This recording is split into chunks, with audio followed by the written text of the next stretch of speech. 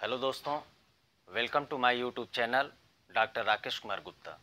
दोस्तों, आज हम लोग पढ़ेंगे परिवार।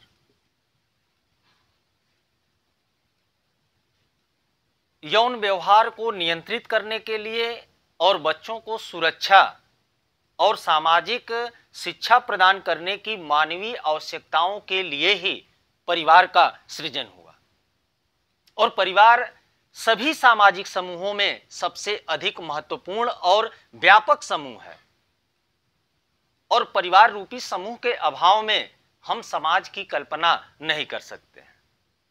सभी समाजों में, चाहे वो छोटा समाज हो या बड़ा समाज हो, आदिम समाज हो या सभ्य समाज हो, पुरातन समाज हो या आधुनिक समाज हो, सभी में प्रजनन और बच्चों के पालन पोषण हेतु परिवार रूपी समूह की आवश्यकता रही है। और यह एक अस्थायी और सार्वभौमिक व्यवस्था है। लेकिन सभी जगहों पर एक ही प्रकार के परिवार हों, यह आवश्यक नहीं है। परिवार के कई स्वरूप होते हैं। उदाहरण के लिए पश्चिमी देशों में अगर हम देखें तो वहां पर मूल परिवार की प्रधानता देखने को मिलती है, जबकि भारतीय गांवों में संयुक्त परिवार की प्रधानता देखने को मिलती है। समाजशास्त्र के जो जनक हैं ऑगस्ट कोंत, उन्होंने भी परिवार को समाज की एक आधारभूत इकाई के रूप में स्वीकार किया है। समाजशास्त्री परिवार को समूह और संस्था दोनों मानते हैं। अब इसके बाद है परिवार की परिभाषा क्या होगी। तो मानव शास्त्र के क्षेत्र में और समाजशास्त्र के क्षेत्र में परिवार की परिभाषा के संबंध में कुछ विवाद है। कारण क्या है? कारण यह है कि बहुत से लोगों ने फैमिली और हाउस होल्ड दोनों को एक दूसरे के पर्यायवाची के रूप में इस्तेमाल किया है। लेकिन यथार्थता यह है कि इन दोनों शब्दों के अलग अलग अर्थ होते हैं।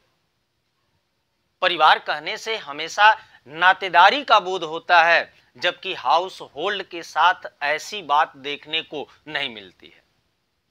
हाउस होल्ड यानी घर बार, तो घर बार के अंतर्गत सभी सदस्यों के बीच रक्त या विवाह के माध्यम से संबंध हों, यह आवश्यक नहीं है। और दूसरी मुख्य बात यह है कि एक व्यक्ति से घर बार स्थापित होता है, न कि परिवार। तो जब भी हम हाउस होल्ड की बात करते हैं तो उससे घरेलू क्रियाकलापों का बोध होता है, डोमेस्टिक एक्टिविटीज का बोध होता है। और जब भी हम परिवार की बात करते हैं तो उससे किनशिप अर्थात नातेदारी का बोध होता है। तो हमें इन दोनों शब्दों का प्रयोग बहुत ही सावधानी पूर्वक अलग अलग अर्थों में करना चाहिए। मैकाइवर पेज ने अपनी पुस्तक सोसाइटी एंड इंट्रोडक्टरी एनालिसिस में परिवार को परिभाषित करते हुए लिखा है कि परिवार एक ऐसा समूह है जो स्त्री और पुरुष के यौन संबंध पर आधारित है, और यह समूह इतना सुनिश्चित और टिकाऊ होता है कि इसके माध्यम से प्रजनन क्रिया और बच्चों के पालन पोषण की समुचित व्यवस्था की जाती है। अब मैकाइवर पेज की परिभाषा को देखा जाए तो इससे तीन बातें निकलकर हमारे सामने आती हैं।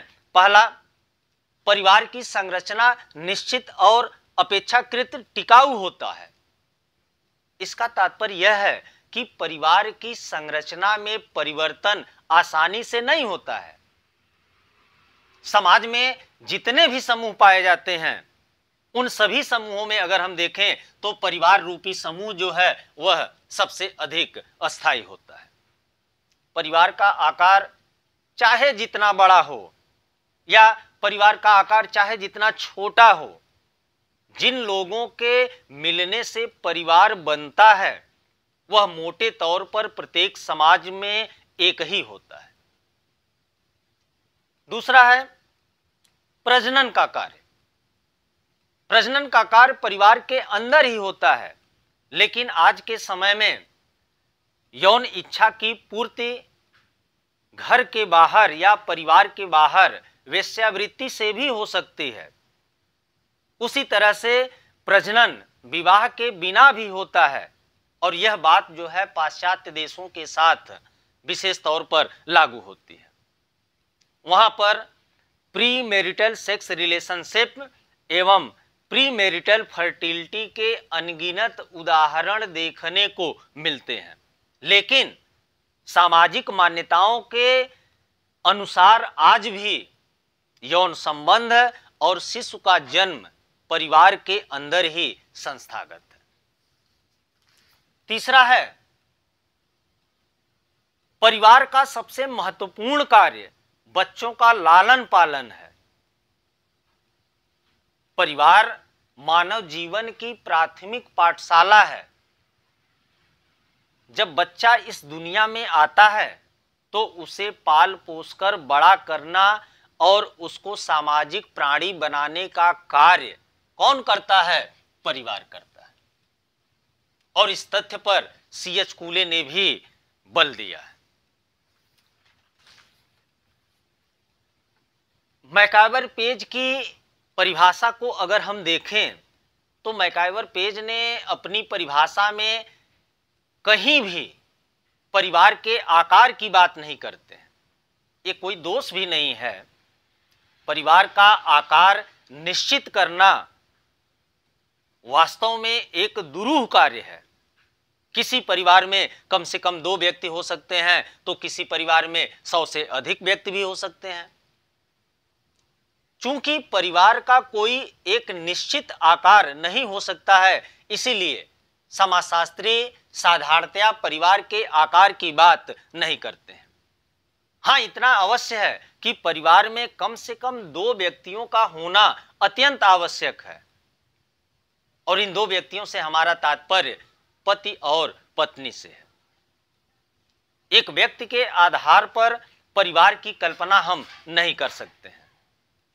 ऐसे उदाहरण को हम सिंगल मेंबर हाउस होल्ड कह सकते हैं, परिवार नहीं।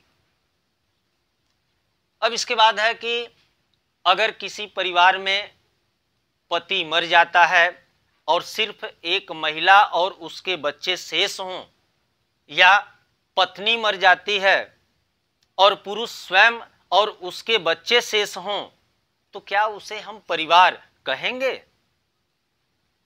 यह समाजशास्त्रियों के लिए थोड़ा विवाद का विषय हो सकता है, लेकिन इसमें कोई संदेह नहीं है कि यह परिवार का एक रूप है। और कुछ लोग इसे परिवार न कहकर घर बार हाउस होल्ड कहना अधिक अच्छा समझते हैं। अमेरिका में अगर हम देखें तो वहां पर इसे स्पष्ट तौर पर सिंगल पेरेंट फैमिली कहा जाता है, और इसे परिवार कहना एकदम गलत होगा, ऐसा भी नहीं। अब इसके बाद परिवार की एक और परिभाषा है बर्गेस एवं लॉक की। बर्गेस एवं लॉक कहते हैं कि परिवार व्यक्तियों का एक ऐसा समूह है जो विवाह, रक्त एवं गोद के संबंधों पर आधारित होता है।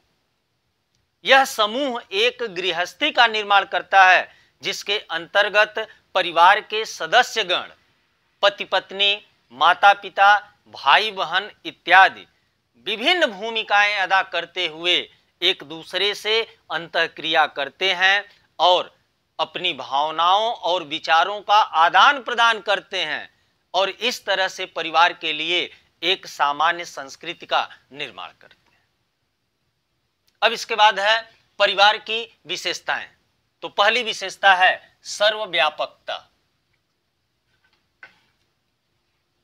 एक अमेरिकी मानवशास्त्री था जीपी मर्डॉक। जीपी मर्डॉक की एक पुस्तक आई थी सोशल स्ट्रक्चर। जीपी मर्डॉक ने विश्व के 250 आदिम जातीय समाजों का अध्ययन करके यह निष्कर्ष दिया कि परिवार एक विश्वव्यापी सामाजिक व्यवस्था है। जीपी मर्डॉक जो है सोशल स्ट्रक्चर में लिखते हैं कि परिवार के 4 बुनियादी प्रकार हैं जो समाज के अस्तित्व को बनाए रखने में अपनी महती भूमिका अदा करते हैं। वो 4 बुनियादी प्रकार कौन से हैं? पहला, यौन व्यवहार का नियंत्रण। दूसरा, प्रजनन। तीसरा, परिवार के सदस्यों को आर्थिक सहयोग। और चौथा है शिक्षा या समाजीकरण। ये 4 बुनियादी प्रकार हैं जिसके कारण परिवार को एक विश्वव्यापी सामाजिक व्यवस्था के रूप में स्वीकार किया जाता है। दूसरा है सीमित आकार। परिवार बड़ा हो या छोटा हो, इसका आकार सीमित होता है। अगर हम परंपरागत भारतीय गांव में देखें तो वहां पर संयुक्त परिवार देखने को मिलता है और संयुक्त परिवार का आकार बड़ा होता है। लेकिन आधुनिक समाज में अगर हम देखें तो यहां पर परिवार का आकार काफी छोटा होने लगा है। आधुनिक समाजों में मूल परिवार की प्रधानता देखने को मिलती है। कहने का तात्पर्य है कि परिवार का जो आकार है वह किसी समुदाय या किसी बड़ी समिति जैसा असीमित नहीं होता है और न ही एक व्यक्ति से परिवार का निर्माण होता है। कुल मिलाकर के यह कहना है कि परिवार का जो आकार होता है वह लिमिटेड साइज का होता है, छोटा होता है। तीसरा है भावनात्मक आधार। परिवार के जितने भी सदस्य होते हैं भावनात्मक रूप से एक दूसरे से बंधे रहते हैं। परिवार में सभी सदस्य एक दूसरे के लिए त्याग करते हैं, एक दूसरे पर मर मिटने को तैयार रहते हैं और यह आपसी प्रेम और आपसी सहयोग का प्रमाण है। तो कुल मिलाकर के परिवार के जितने भी सदस्य होते हैं भावनात्मक रूप से एक दूसरे से जुड़े रहते हैं। और चौथा है रचनात्मक प्रभाव। परिवार अपने सदस्यों से उन व्यवहारों की अपेक्षा करता है जो सभी लोगों को स्वीकार्य हो। परिवार अपने सदस्यों के व्यक्तित्व की नींव का निर्माण करता है। हमारे व्यवहार, हमारी मनोवृत्तियां, हमारी आदतें इत्यादि जो हैं पारिवारिक वातावरण में ही निर्मित होती हैं और इसीलिए कहा जाता है कि परिवार का प्रभाव जो है रचनात्मक होता है। एक समाजशास्त्री हैं चार्ल्स कूले। कूले कहता है कि परिवार सामाजिक नियंत्रण और समाजीकरण का मुख्य कारक है। परिवार व्यक्ति के जीवन में एक ऐसा स्थल होता है जहां संस्कृति का अंतरण होता है, यानी transfer point of culture. C.H. कूले कहता है कि परिवार मानव जीवन की प्राथमिक पाठशाला है जहां व्यक्ति अपने परिवार और समाज की संस्कृति के बारे में सीखता है। और पांचवा है सामान्य निवास। परिवार की सदस्यों के लिए, जो परिवार के सदस्य हैं उनके लिए एक सामान्य निवास होता है और परिवार कहे जाने के लिए यह आवश्यक है कि कम से कम पति पत्नी एक साथ रहते हों। अलग अलग रहने पर उसे हम घर बार कहेंगे, परिवार नहीं। अस्थायी रूप से अलग रहने पर ही परिवार का स्वरूप बना हुआ माना जा सकता है। और छठा है यौन संबंध। परिवार के अंतर्गत कम से कम एक पुरुष और एक स्त्री के बीच यौन संबंध स्थापित होता है जो विवाह के द्वारा ही संभव होता है। और सभी परिवारों में अगर हम देखें तो विवाह एक संस्था के रूप में पाया जाता है। सभी समाजों में विवाह का स्वरूप एक जैसा नहीं होता है, लेकिन परिवार में विवाह का स्वरूप चाहे जैसा भी हो, एक संस्था के रूप में यह अवश्य देखने को मिलता है। और समाज विवाह के द्वारा ही यौन संबंधों को मान्यता देता है। प्रजनन परिवार का एक मुख्य सामाजिक और जैविक प्रकार है। और सातवां है सामाजिक नियम। परिवार के कुछ सामाजिक नियम होते हैं, जैसे विवाह संबंधी नियम, धार्मिक संस्कार, खान पान संबंधी नियम इत्यादि। तो परिवार इन नियमों से अपने सदस्यों को परिचित कराता है और इन नियमों के अनुरूप आचरण नहीं करने पर उनके व्यवहारों को नियंत्रित करने का प्रयास करता है। तो आज के लिए बस इतना ही दोस्तों। अगर वीडियो अच्छा लगा हो तो please like and share this video and subscribe my channel doctor Rakesh Kumar Gupta. धन्यवाद।